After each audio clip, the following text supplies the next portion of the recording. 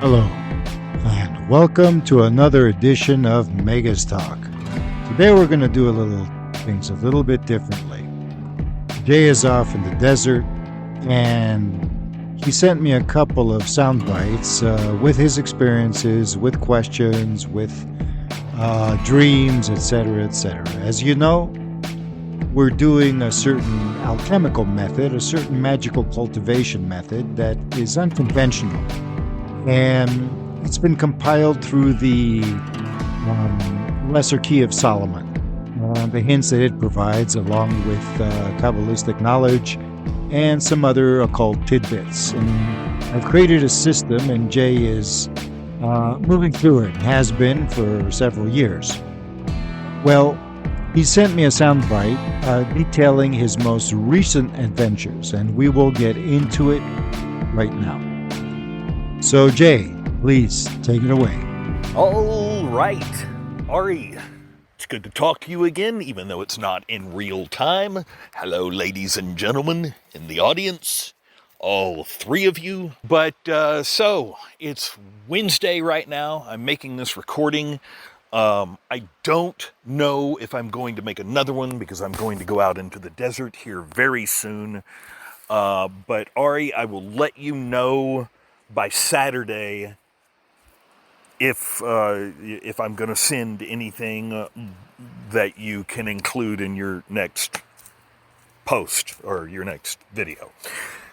But let me just start talking right now. I have a back injury at the moment. My middle back is just kind of cramped up, so if I sound like I'm in pain, I am. So, the week started out with some visions of my familiars who kind of look like the Grim Reaper on horses, and they are, no, not yet. They were playing golf, all right, as if to tee off, as if to start. So that's kind of like a renew kind of vision I get. Things are being renewed, we're starting over, we're going to tee off again and get it right, that kind of thing. And then I had a vision of kind of a mountain man in this big bearskin coat, and he had like a real bushy beard with real bushy hair and just really bushy, kind of like the character on Conan the Barbarian, the first Arnold Schwarzenegger movie, where it was kind of Arnold's keeper in the beginning of the movie, where Arnold was like a gladiator and this guy kind of rode around with him and he was the keeper of him or whatever. So it looked kind of like that guy. In other words, his face, after I thought about it a few seconds, and this was still during the vision, his face looked like a lion's mane, okay? And the big bearskin thing. Okay, so it's Person, all right? And I think Person just went human on me, and so that's a good sign. Then I saw a vision of it looked like a dove, and I know that Halphus comes forth like a stock dove or whatever. Now, I could be wrong about this, and I'm not really sure, but the dove changed into one of my familiars who flew down and jumped onto the back of a horse and started riding a horse. And that's always kind of a good sign for me when my familiars are riding horses. It's just like a let's go, let's get it, let's do it. Freedom, yay, because a horse kind of symbolizes freedom for me. So, anyway, those are a set of visions that I got. Then I remembered something. I can't remember if the audience knows that I had a show. I have a band. It's my brother, my nephew, me. We're really starting to get successful, and it's like, the bomb. But there was something that happened that night. Yeah, I do remember we were talking about this on the last podcast. There was something that happened that night that I overlooked. And it didn't have anything to do with the band, but it had something to do with one particular girl in the audience.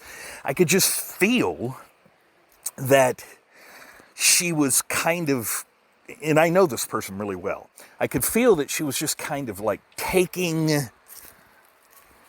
was vampiring me, period, and it's like I didn't even notice it at the night. And I have this way of dowsing answers to questions I have. I used to call it the magic 8-ball effect, if you guys remember that little toy back in the 80s, I think, where you just kind of shake this little 8-ball around, and then in this little window, the answers would pop up. If you don't know what I'm talking about, just Google it. But anyway, I can douse yes or no questions, or maybe I get a maybe, so it's yes, no, or maybe. And then through that, I could just ask a whole bunch of questions, and I just kind of douse my way to the proper answer. And this just keeps getting more and more accurate. And when I mix it with tarot cards, it's even cooler. But anyway, the vampirism, the thing that I think was being taken from me. Okay, so just to let the audience know, I'm basically making up a lot of details because I don't want any information about the actual person getting around. So let's not make the person a woman. Let's make the person a guy. And so I could feel this guy was just taking, it was just a little too obvious how this woman was reacting to him. Now, I'm not jealous. I don't want to, I wasn't even attracted to her. What concerns me is my genie ability from Salos or Gimmery, maybe, is it being stolen? Well, the answer is yes. All right, some ability was stolen, and that's what bothers me. It's like all I want is what is mine, and I'll come hell or high water, I'm going to get it and then keep it.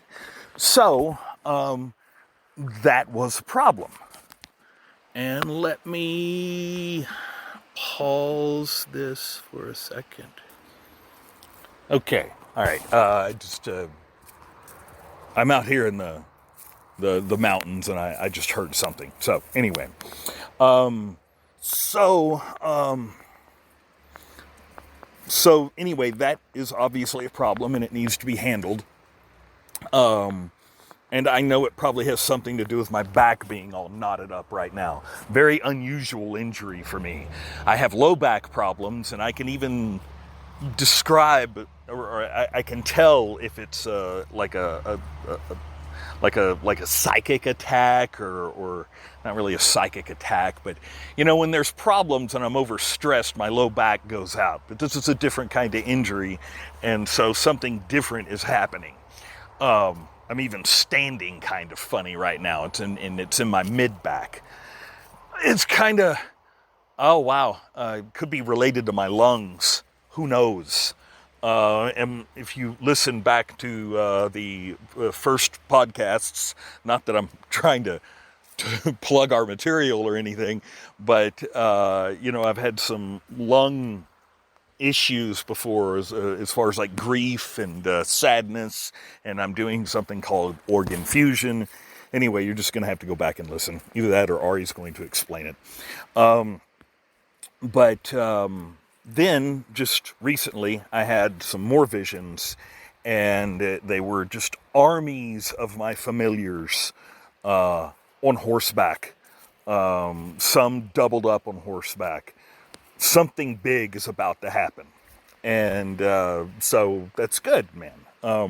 There was also, two familiars riding on one horse, and it almost looked like it wasn't, but they were playing with the idea of becoming one with each other, and then having one familiar, looking like one familiar, but there were two. And so they had, their arms were very close to looking like the arms in some of the Indian gods have different, they have like four arms, and that's what it kind of started to look like. So I have no idea about that kind of symbolism. So Ari, if something comes to mind, of course say it. If not, well, whatever. So anyway, that's all I got. And if anything else happens, I'll send you a bite.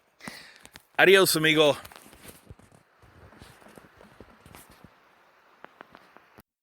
All right. Thanks, Jay. Let's look at everything that's been going on. First off, lower back pain. Second off, you got the genies tell you we're teeing off, we're going ahead, everything's going fine. This has happened before.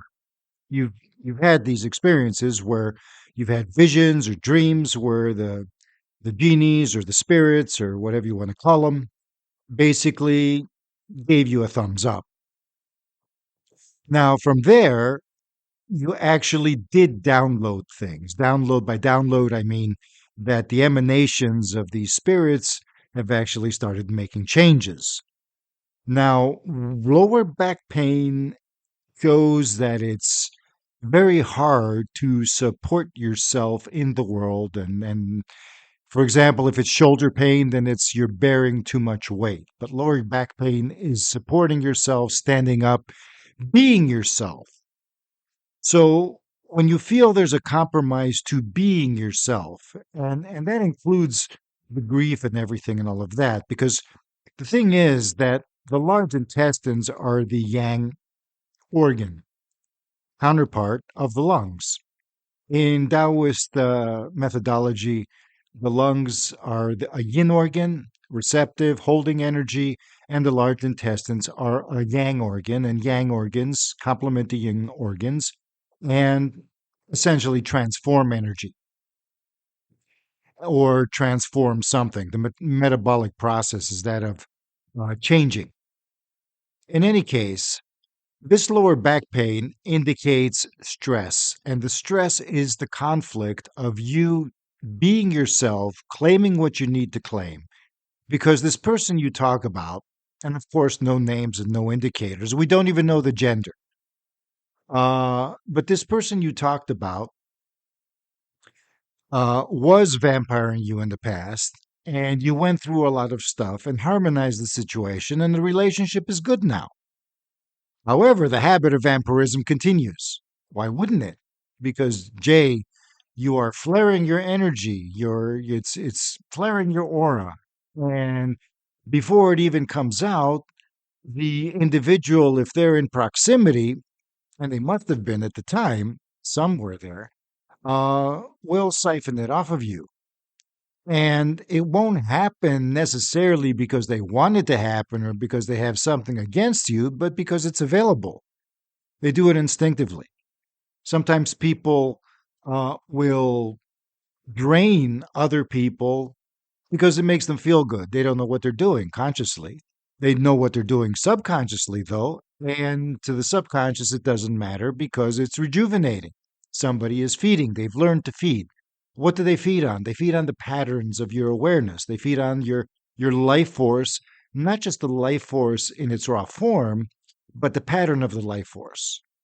And in this case, you have two spirits, two jinn of the north south axis in this system, which basically stabilizes the north south axis, stabilizes your presence on Earth. The north south axis represents the Earth zone axis. So, correspondingly, it's our middle pillar. If we were a planet rotating in space, our head would be the top pole, and you know, our lower body, pelvic floor would be the bottom pole. So, consider it that way, that you're actually stimulating this because before you were stimulating the east-west axis, which is a dynamic of action. It's the Earth's rotation, and we face the east symbolically because that is a forward direction. So, if we're going to emulate planetary motion in the microcosm, facing the east aligns us with the fact that, okay, just like we're walking forward, we're facing where the planet is walking forward. It's rotational motion. The axis doesn't really move in terms of walking around. Yes, the planet orbits the sun, but in and of itself, you have an Earth rotating in space. The axis is almost immovable. I mean, it rotates, but it's not going anywhere. Everything moves around it as far as the planet goes. So, symbolically speaking, these two jinn, one in the north and one in the south, essentially they form a kind of, I wouldn't call it an erotic resonance, but it is a sensual one.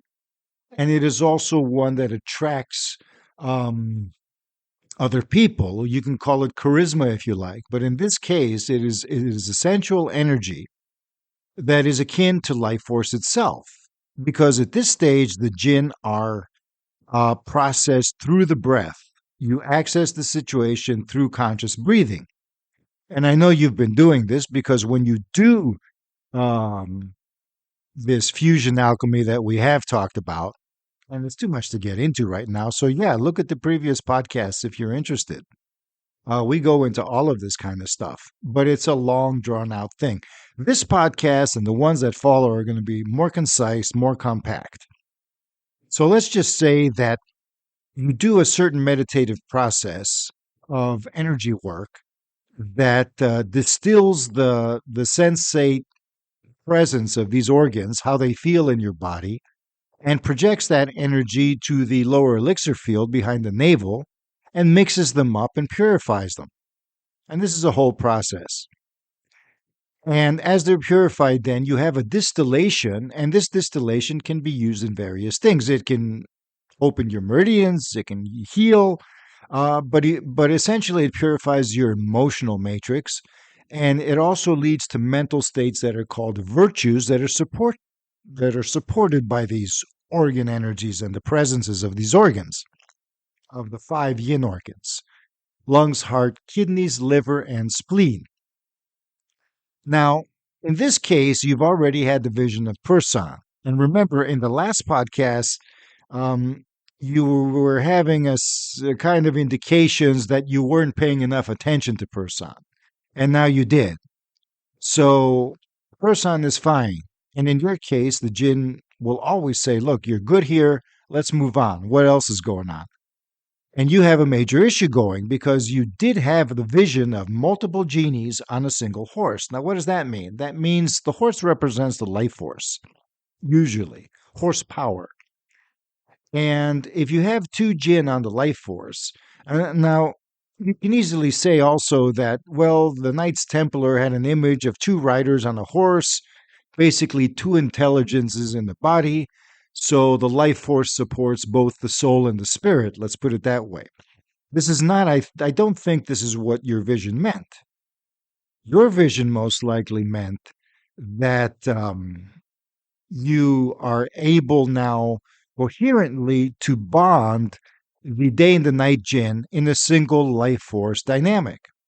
I don't know how you did it, but somehow as you're focusing on them, it's telling you now that you can do this. And it's the Indian gods, the four arms depict the four directions in space. 10 arms depict 10 directions. You have 8 compass directions and up and down. 8 arms are 8 compass directions. Sometimes you have 6 directions, up and down, and the 4 directions of the 4 compass directions. So arms, to me at least, represent the extension of the being into space, and more properly through your own energy body extending into space. So the jinn are saying, you're doing good, man. You're taking these two energies per decan. For example, in the north, there's Oribus and there's Gremory. And you're combining them very well. So the power of Gremory is moving into Oribus, and Oribus is filtering out and making it correct. So I don't think this is the source that was being siphoned. Most likely what was being siphoned was Salos. So that means that Salos is absorbing the energy of Person, because Person in this case is the second jinn. Salos comes first, it's the day jinn, and Person is the night jinn. Whereas in the north direction, the sensual jinn Gremory is the night jinn, and Oribus, the moral protector, is the day jinn. So, in my opinion, this means that your night jinn, your south direction, which represents an expansion of awareness, is the noonday sun. So, whereas the north direction is the hidden stuff, the foundation, the south direction represents the air element in this version, which in the Taoist configuration is the wood element, the wands, the suit of wands in the tarot.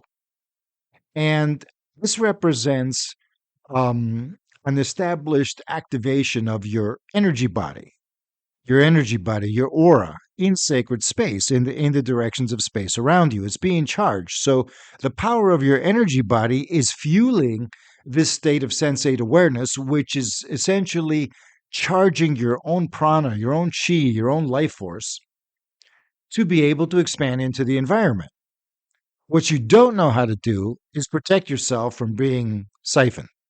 And because you're being drained, you're never being drained purely. I mean, it's worse than that. There's always an exchange going on.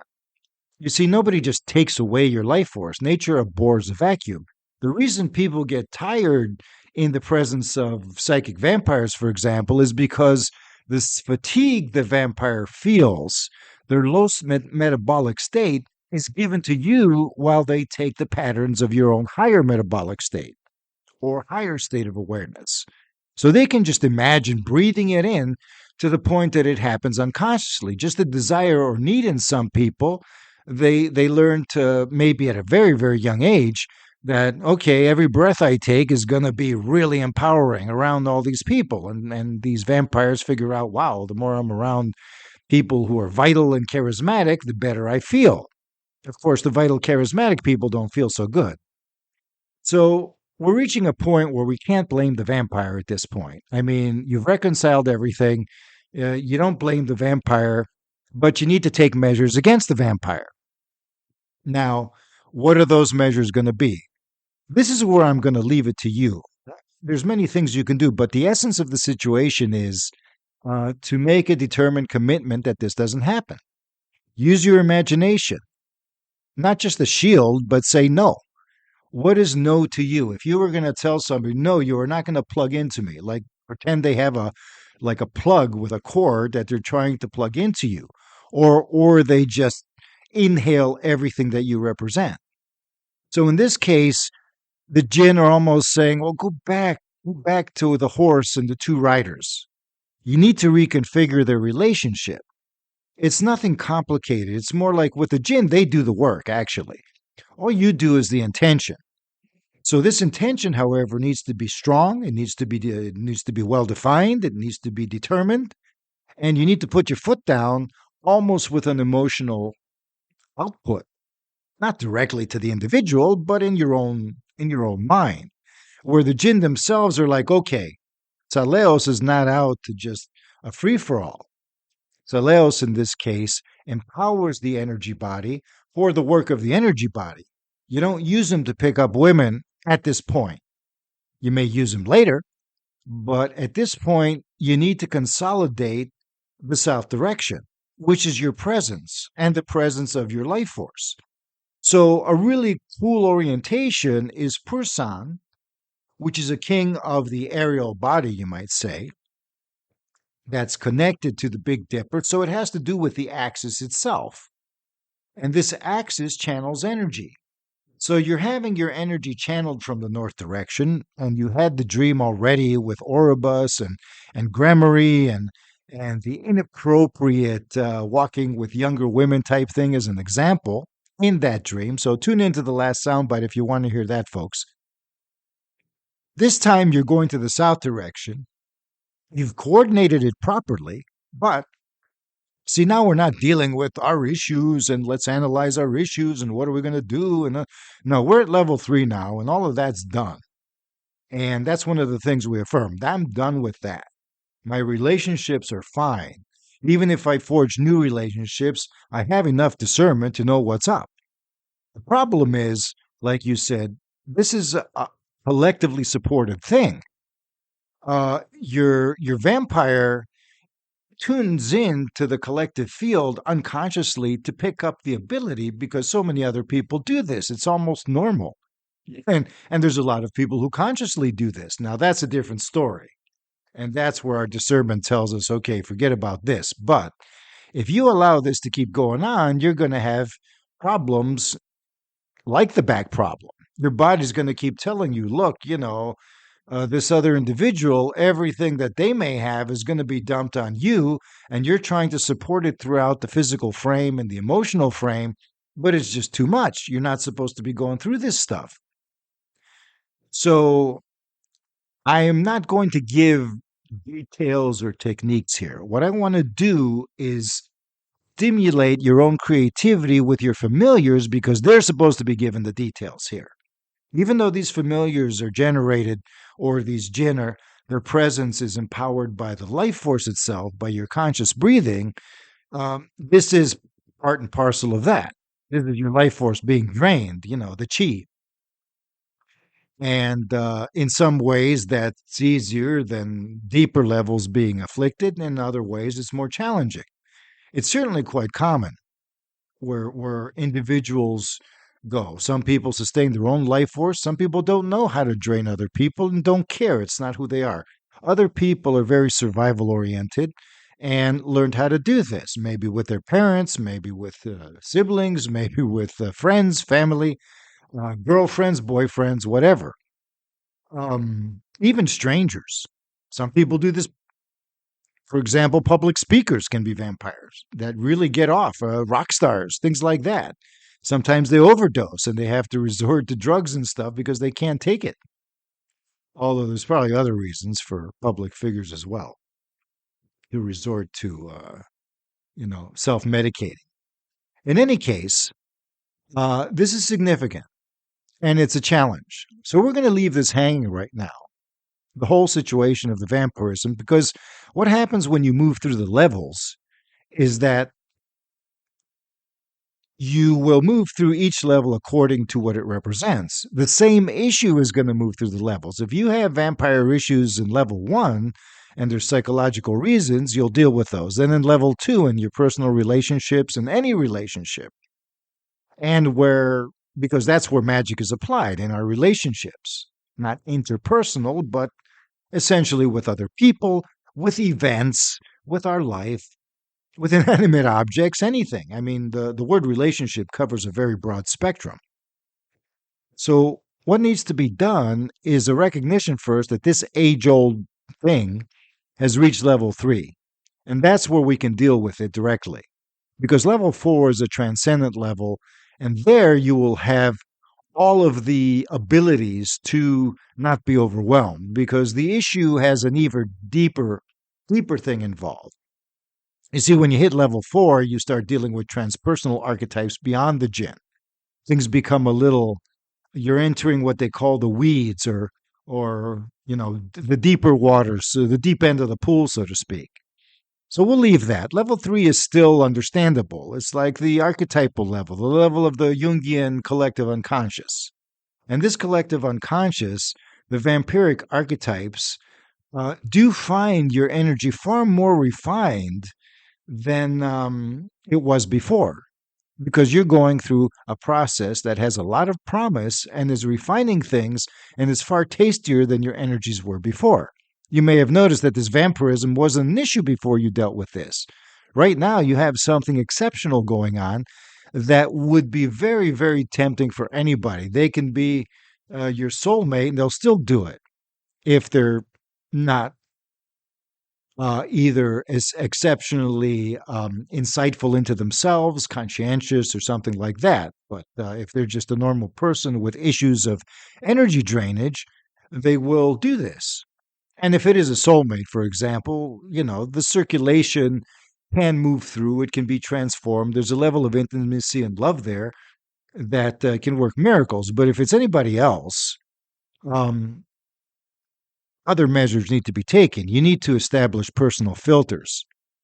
And at this level, it's important because level 3, you can't point fingers. It's the whole collective that's doing it. You might see that this individual is doing it, but this is what I noticed. There's a point where if your energy is exceptional, the vampire won't just take energy for themselves, they'll give it somewhere. It's almost like they take a cut, and something even deeper than them is really wanting the energy, something else. Perhaps there's other vampires in the crowd.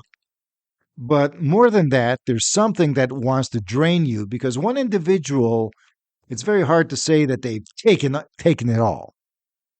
So what you do is you go back and reaffirm the relationship with the jinn. You do breath work.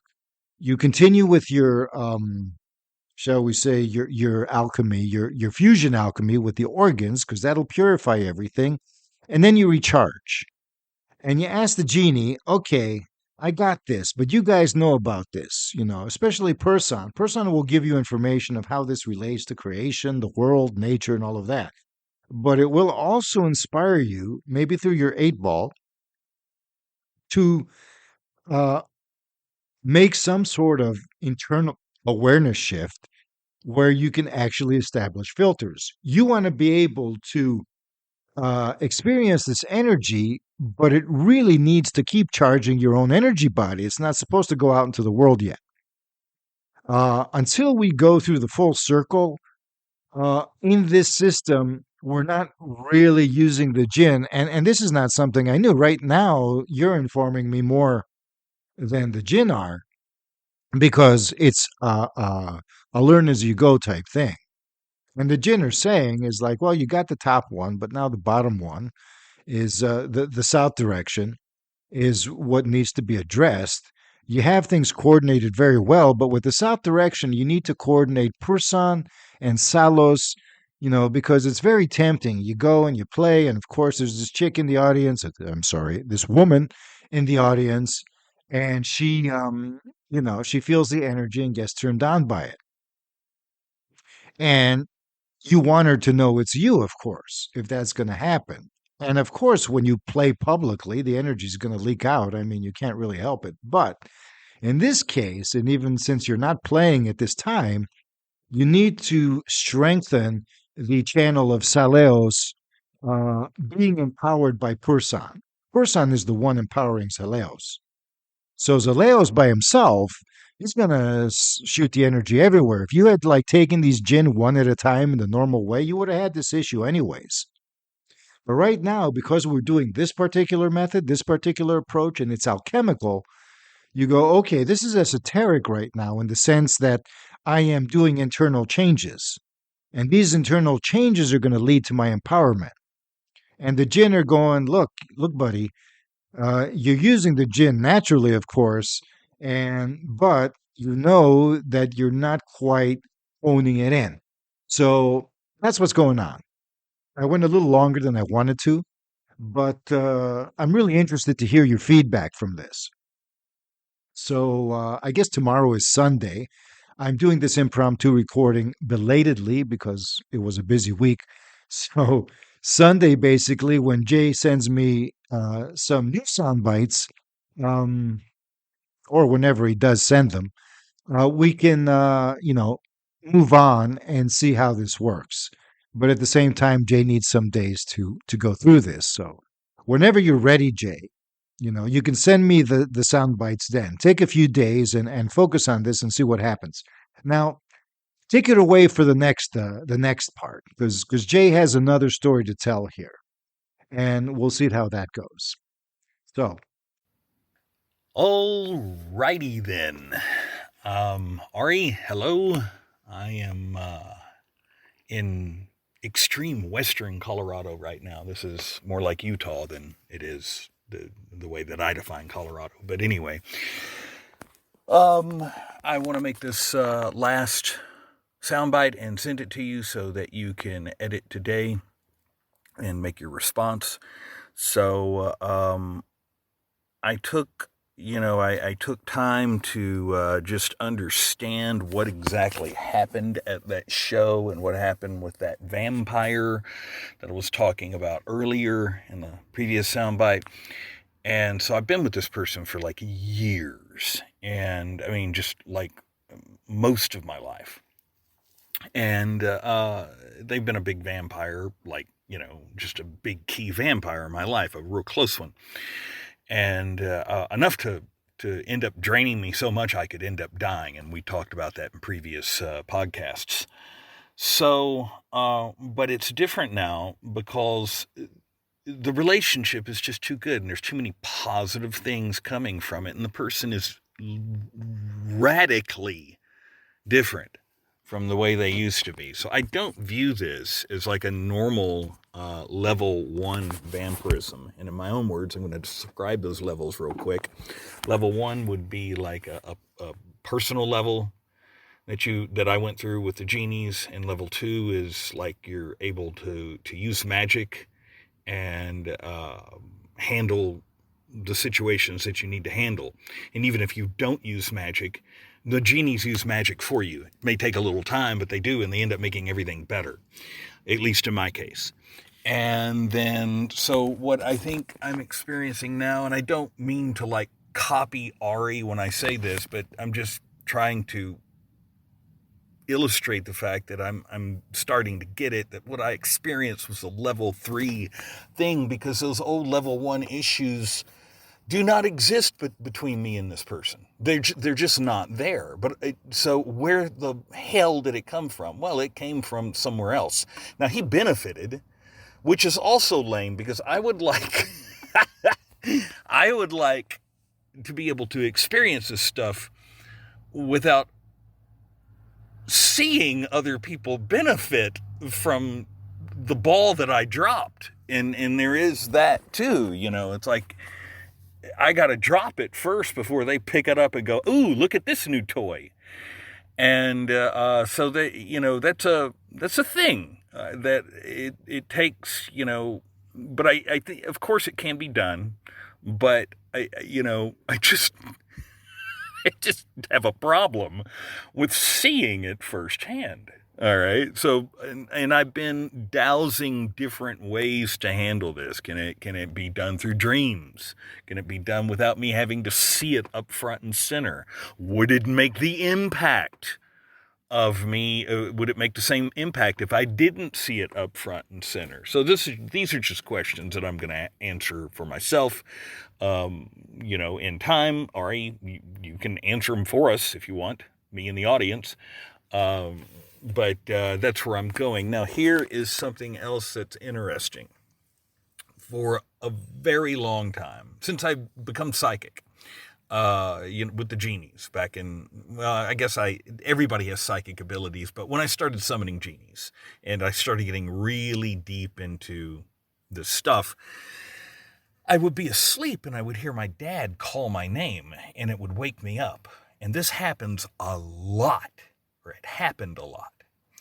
And I never really took that into account. I'm just going, okay, I'm just, coming out of a dream. I'm hearing something. But when he died, I kind of stopped hearing his voice wake me up. Sometimes I would hear it, but it stopped. And then I started hearing this particular vampire that's of the topic of this conversation. I started hearing that person's voice, and I'm like, I didn't take it into consideration until this recent little thing, and it's like, no, I don't want this guy to fill some kind of gap that my father left. This is just retarded. There's no place for that in my life at all. And I still talk to my father, even though he's dead. I can talk to him from time to time. He's still around. And I know that's maybe not all that, it's probably not that uncommon. A lot of people feel that. And then again, a lot of people don't. A lot of people in my family do. And I just picked up that kind of talent, for lack of a better word, when my father passed away. But now I'm hearing this vampire's voice that does not need to be there. And then when I noticed that, then I heard his like a few nights after I realized this as an issue, then I heard his daughter's voice wake me up. Now his daughter's young. She just turned 15 the other day. we're on good terms, but we don't have a lot in common, so we don't talk a heck of a lot, but we like each other. But at any rate, I don't have room for that either, or do I? Can you get vampired by a 15-year-old when you're 55? I don't. So I'm a little confused about that. These voices are like starting to concern me. Now, again, they're in a kind of a sleeping state. These are voices that wake me up, but they're voices that I hear with my ears, seemingly, to the point of where, like, I look for them after I wake up. Like, where did that voice come from? Kind of thing. So anyway, there we go. Ladies and gentlemen, Dr. J out. Okay, Dr. J, thank you for that illuminating exposition. I do have some things to say about it, but first, we will see you next time. But folks, I also have another guest who not at this podcast, but this person will come later. And she has also been working on this kind of thing, but she's coming from a whole different direction. Whereas Dr. J is more, he's into Tai Chi. Uh, he's a Texan. He went to like acting school. He's a musician, a comedian, all around creative guy, well traveled. Been to Japan for a while, and but down to earth and all of that. And then you got Tara, not her real name, of course, uh, who is from a country in the English Commonwealth, shall we say, and lives in another country in the English Commonwealth, shall we say. And she has a totally different profile. And when she comes on, we'll talk about that. But the best way to do all of this, because everybody has their own schedules, is the way we used to do it. I mean, with those two, I used to develop this system years ago in a different format until the recent revelations and the revampings, and I never made it public beyond them because it was still in the works. And they were willing, bless their little hearts, to undergo what we might call an esoteric beta test. Do not try this at home, folks. No esoteric beta tests. You've got to be sure what you're doing. And we pretty much are. Now, as far as Dr. J's exposition is concerned, like I said, Jay, it's very specific, regarding the vampirism. The jinn will take care of it, but you need to make sure that each of these directions are solid. So if you solidify the south direction, there won't be any more vampirism because your energy will be essentially moving into your energy body in such a way that you'll be able to hold it there. But you're also a performer. You went to acting school. You did, you know, you did the comedy routines and all of that. And so you naturally want to radiate your energy, and that's what the crowd picks up on. Now, they give you 10 times more energy back, so you don't lose anything there. So that's another thing.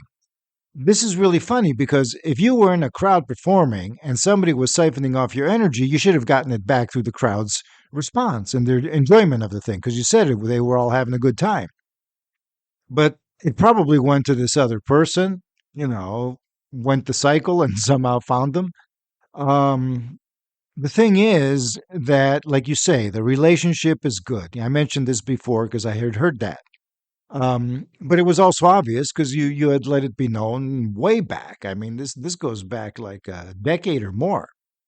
So right now, this person is getting a taste of a different kind of energy. And so all of the old instincts are waking up again. And yeah, when you drop the ball, there's always going to be somebody who's going to pick it up. You might know them, you might not know them. So this is why we are honing this because it's not in our best interest to drop the ball.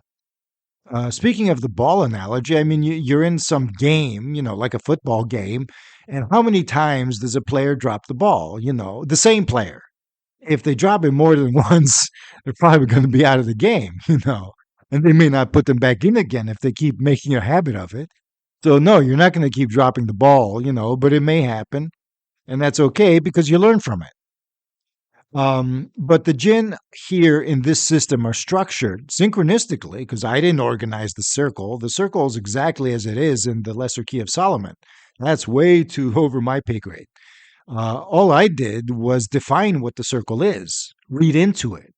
And I took the advice of some other occultists who actually correlated the astrological signs, the decans, and even came up with the terms day jinn and night jinn. All of these things work. And of course, the tarot cards, which several occultists are into regarding the 72 spirits of the Lesser Key.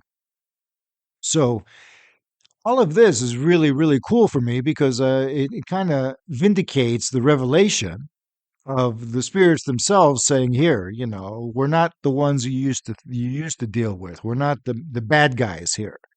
We're symbionts. You've processed and opened and moved through enough that we can show ourselves. Because before the sludge, the negativity, all of that was blocking it. But right now, this is an opportunity.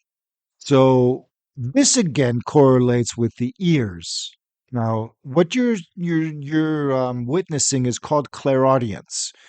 Basically, your brain centers of hearing are stimulated, which means you're hearing the sound because as if your ears were the ones transmitting the vibration, but it's going directly into your brain centers. Whereas some people say, "Oh, the voice in my head," unless you are experiencing psychosis, or you have clairaudience, this isn't going to happen. What you're experiencing more likely is your cognitive centers or something like that, your centers of thought, of word comprehension, something else that's basically formulating words like you do when you're thinking, but it's so intense that it almost feels like somebody's talking. No, clairaudience is like you say, an actual, like you're hearing it to the point that you get up and, I've had that experience. I got up and the person I'm living with thought I heard their voice. And I ran out the door. Oh, what's going on? If you're really concerned about somebody, if you have a child, for example, a young child that can actually speak, or even a baby, you can hear the baby cry when they're not. Maybe the baby's distressed, but not crying yet. And that distress gets to you. So clairaudience occurs. And the fact that you are specialized to the point of all you need is the stimulus, which a formerly living person hovering around still, and it's not the whole person hovering around. It's what you might call the astral form or an emanation. In fact, your own heightened energy body is sustaining it. Your father can hang out because you're there to provide housing for it, so to speak. So it doesn't have to go off into the underworld and get confused and lost and all of that and get abused by who knows what dark female forces and stuff. So in that case, your clairaudience is very likely now the impression I'm getting, because sometimes I do get impressions from the jinn and they're not voices, but certain directions where my thought is kind of cajoled to go. And this time they're saying that well, hearing is correlated with the kidneys in Taoist medicine.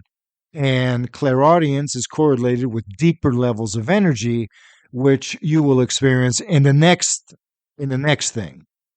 Number 3, basically, in the next decan.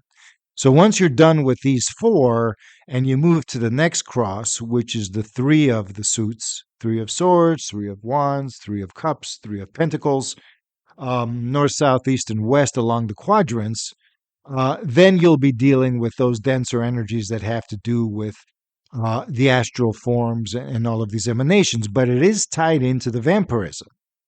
And because you're around these people a lot, yes, they have filled a niche. And this niche essentially is because you're also expanded. You may not realize that you're expanded, but the thing is, a lot of the progression that the jinn and many forms of cultivation give us, you don't have an immediate effect. It kind of accumulates over time, or the effects accumulate until your conscious mind gets wind of it. And then you say, oh, wow, I'm different than I was. And, or certain events happen. But the good thing with the jinn is that you will get dreams and you will get indicators and you will get notifications of sorts about what is going on and how you progress. And this is more than the previous you and Tara. Yeah, I'm calling her Tara, as I said. You and Tara experienced. The the connection is far more acute because now it's far more focused on your own evolution. So the jinn are gun ho to help you with your evolution because that helps them. That your strength in astral body will strengthen their astral bodies. And it's not vampirism, it's symbiosis. They give and you give, but you're working with familiars and the familiars become part of you. They don't change your personality. That's not their thing. Only weak people who shouldn't be connecting to the jinn experience that. The jinn, because they don't have anything else to offer. You need to be a certain grade or above, so to speak, in terms of energy coherence, in terms of awareness focus, in terms of spiritual maturity, you might say. And I don't want people to feel offended that I'm being biased against the spiritually immature or whatever. But look, um, these are forces that are impacting. And tarot is right to feel cautious about them. But once you reach a certain point of maturity, because since our last connection and everything we've gone through, and now a few years have passed, and a lot of events have happened, and a lot of growth has occurred. Even though it may seem like crises, but a crisis does promote growth in people who are perceptive. It doesn't have to promote growth necessarily. It doesn't force you to grow. I mean, you might completely disregard it and go off the deep end or just keep going as you were. But usually, when in our deep subconscious, where our higher self might connect, for example, before it becomes a conscious presence, we do get impulses that try to drive us toward our own fulfillment, making changes within that can move us toward our own fulfillment, to become whole, to become healthier, more empowered, etc. And that's what this is all about. Now, in this case, you're dealing with a heavy issue. And so your sensitivity is that. And remember, psychic events happen by default. Yeah, your father goes and his voice isn't as strong because he's deceased, but his presence is there with you. So you can probably hear it in a different way. And now that the jinn are coming in, they will help the guy to transition if he wants to. That can happen as well. And there are specific jinn for that, jinn that talk about the dead and places of the dead and stuff like that. We'll get to that. That's way further down. Right now, you're still consolidating and honing your life force, your conscious breathing, your chi, in order to calibrate it in a way that can withstand level 3. Imagine level 3 being like the deep of the ocean. And so you're being dropped there and you go through so many meters deep and it's level 1. And then you go more meters deep and it's level 2. You can't just hold your breath like in level 1 and come up. The pressure's too much in level 2, but you need a scuba diving apparatus, etc. Then level 3 is like, oh boy, scuba diving doesn't do it, even wearing a full suit of bathing, who knows what. I need to get into the bathysphere or one of those deep dive concoctions, vehicles, submarines, or whatever. So this is how your energy body is transforming to withstand that. And it's going to give you the lessons, the indicators through the events in your life, through the thoughts in your head, through the feelings in your heart, and everything you encounter in all your relations. It's going to give you what you need to move forward in that. This is like an automated cultivation system. You don't need a guru for this. All you need is enough receptivity, but you do need preparation. And preparation means You should be on some kind of cultivation or have sensitivity, and you should know yourself. Whatever whatever the case, however, and that's my recommendation, the jinn themselves will evaluate you and you'll get connections. And if you're completely not meant for it and you try to force it for some other reason, because you can think you can use the jinn, they're going to try to scare you. And you should be scared because after that, it's not going to be pleasant because you're abusing something. This is not for that. I don't want this system to be abused. The jinn don't want the system to be abused. So so-called black magic is out of the question. White magic is out of the question because you're not fit for it. Until you can actually, except for circumstantial magic, circumstantial manifestation, as you need it, as it comes, and the jinn will basically give you a thumbs up or not. And then you'll know how to access them. But before you can balance out you can't access a jinn before you actually open up the gate. And the gate is the deccan. And the deccan of the South, for example, where this vampiric issue came up, is, I forgot. And it doesn't really matter. I don't have the chart with me, and I don't remember every single deccan in terms of the tarot cards. But let's see, maybe I can remember. Okay, I won't even get into the astrological symbolism. Let's just go straight to the tarot. This is the Wheel of Fortune of Temperance. So essentially, it's the Wheel of Temperance. Temperance is a card where you basically balance everything else. You temper steel, you make it stronger by putting it into the fire and then putting it into the water, hot and cold. In a good combination will make metal stronger. Interestingly, metal is in the previous um, order, the swords. Right now, you're dealing with wood. But these guys essentially, this Decan portal essentially means that the flow of events, the flow of fortune, not so much cause and effect, you might say, not the justice of karma, but more like the natural flow of things, how events go, fate. It may be positive, it may be negative, but the time's arrow, the events that it brings, the patterns of these events, and the cyclic nature of those patterns. And these are essentially what's being tempered. Everything in your life essentially is being smoothed out, harmonized, balanced out, moderated. So right now you're moderating your energy body, and lo and behold, this is just what you need to do to prevent vampirism at level 3.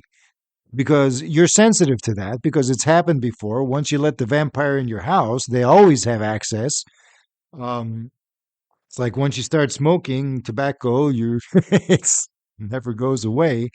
You can stop for the rest of your life, but it's always in the back there, that little thing if you ever get stressed. Sometimes you don't notice it at all. Hopefully, never. But the point is that right now you have a need that the jinn are trying to help you correct. And this has to do with that. The voices, the clairaudience will either go away or it'll be mitigated if you can filter it out. And how do you filter it out? Is get back into the relationship at the south direction. Because after this, you're going to have all your directions pretty much set. I think you've got the west down pat too. And that may also be an issue because the west is where you open up your spinal energies, not so much kundalini per se, but the chi, which is almost the same, but it's less intense. So you open up your spinal energies and you need protection because that opens up access to environmental patterns, to environmental intelligences, to environmental forces on the subtle level or the level of the unseen, the level of the underworld state. So as this happens, you're going to consolidate and you're going to balance out. So, my friends, this is how it goes. And Jay is going to really look into this. He's going to send me some more sound bites after he listens to this. And Tara is probably going to chime in as well. I've encouraged her, she's agreed. So at some point she'll come on and give her voice to these musings, especially since she has now felt, after a long hiatus, the urge to come back to it. Because the beta testing is over, folks. This isn't a beta test. Right now, the system is complete. It's just being worked by two people other than myself. And I am not working the system directly like they are. I'm so familiar with these jinn and having concocted this whole thing. Um, Concocted is not the word. It's compiled, composed, because I didn't make it up again. I'm just putting together various inspirations from other people in a way that the jinn are responding positive to. So whenever and as soon as I make the correspondences in a way that works, and again, what really helped is the work of A. Peter Heyman's reconstruction of the Sefer Yetzirah. It's condensed, concise, and clearly, for me at least, who was able to learn enough Hebrew. I can't speak a word of it, so don't ask me. But to translate it, and it's not that hard of a text, but it took years and years of cycling and again and looking through, and now I'm pretty much satisfied with the result. But along the way, there have been some changes from conventional occultist or hermetic symbolism. For example, I take the asteroid belt and the asteroid dwarf planet Cetus into account. My 7 planets do not include Saturn. They stop at Jupiter because the asteroid belt intervenes. I find that far more harmonized. I also think that Saturn has been misaligned because the proper array of planets has been not known and is not used. We're still using an archaic system. Well, if it works, don't fix it. Well, it worked because they didn't have anything else. And it fit the bill, even though they had to distort meanings. Saturn or Kronos has been demonized. It is not a demonic planet. I don't care who says it. You can give me as many conspiracy theories as you like, but even if they're true, the folks that are worshiping Saturn as a demonic force are wrong. They're worshiping nothing, or they're worshiping, well, I don't want to insult them, they're worshiping something else that's using the name and the form, okay? So who knows what that is, but if it's a dark force, your guess is as good as mine, so to speak. But that is my view, and I'm fully entitled to it because working the symbolism in this way, and we need to remember that since the days when Saturn was the outpost, shall we say, to the cosmic void, Uranus, Neptune, Pluto, and a whole series of rocky planets beyond, ice planets, dwarf planets, too many to count, have been discovered, not to mention the Oort cloud beyond them. However, the inner solar system, does not include the dwarf planets. The two dwarf planets closest to Neptune actually form a symmetrical type of gate pattern with their orbits, if you look at it. So they are a gateway to the underworld at a cosmic level. The planetary alchemy that is used here goes up to the planet Neptune. And it's 10 planets, folks, and 10 spheres of the tree of life, and it fits very well. You don't have to make up stuff. So anyways, that's my view. I've added it in. It kind of extends the podcast more than the hour mark, but that's okay. There's a lot that we've presented here. So Jay, thanks for your exposition. I'm hoping to hear from you next time with more accounts of jinn adventures. And without further ado, I'm not going to edit it. Without further ado, same bat time, same bat station, even though we're using a different bat method. Thank you for listening. Magus out.